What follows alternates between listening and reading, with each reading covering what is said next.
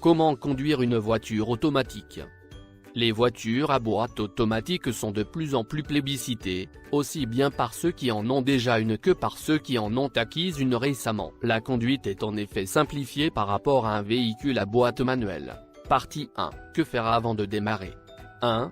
Déverrouiller le véhicule. Vous pouvez employer une télécommande ou une clé, et prenez place sur le siège conducteur. 2. Avant de partir, faites les réglages nécessaires. Réglez votre siège dans toutes les dimensions. Avoir tout à portée de main ou de pied, réglez les rétroviseurs pour avoir une bonne visibilité derrière le véhicule. 3. Identifiez les différentes commandes. Repérez les pédales de frein et d'accélérateur, le volant, le levier de vitesse, les commandes pour les phares, le dégivreur et les commandes d'essuie-glace. 4. Attachez votre ceinture. Cette précaution s'applique à tous les occupants du véhicule, on roule tous attachés. Partie 2. Passez la marche avant.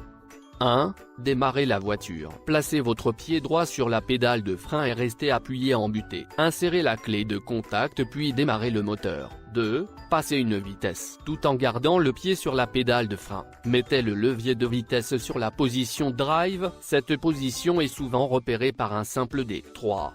Débloquez le frein de stationnement. Il s'agit soit d'un levier placé entre les sièges avant, soit d'une pédale au plancher, à l'extrême gauche. 4. Avant de démarrer, regardez ce qui se passe autour de vous. Regardez devant, puis derrière et sur les côtés.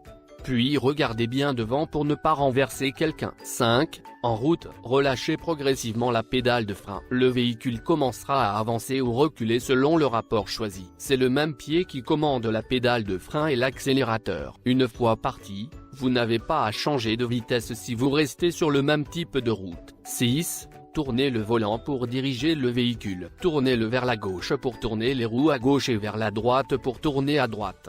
Difficile de faire plus simple. 7. Utilisez la pédale de frein pour ralentir ou arrêter la voiture. Pour arrêter le véhicule, retirez votre pied droit de la pédale d'accélérateur, positionnez-le sur la pédale de frein, puis appliquez une pression progressive jusqu'à l'arrêt total. 8. Garez votre véhicule. Arrivé à destination, freinez jusqu'à l'arrêt total en appuyant la pédale de frein, puis remettez le levier de vitesse sur la position P. Arrêtez le moteur en tournant la clé vers la gauche. Enclenchez le frein à main et n'oubliez pas d'éteindre les phares.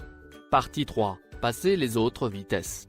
1. Passez la marche arrière. Si vous devez de reculer, le véhicule doit être au préalable à l'arrêt complet. Mettez-vous sur la position reversoire. Avant de commencer la manœuvre, vérifiez qu'il n'y a personne derrière vous et sur les côtés à proximité. Comme pour la marche avant, levez le pied du frein et appuyez doucement sur l'accélérateur.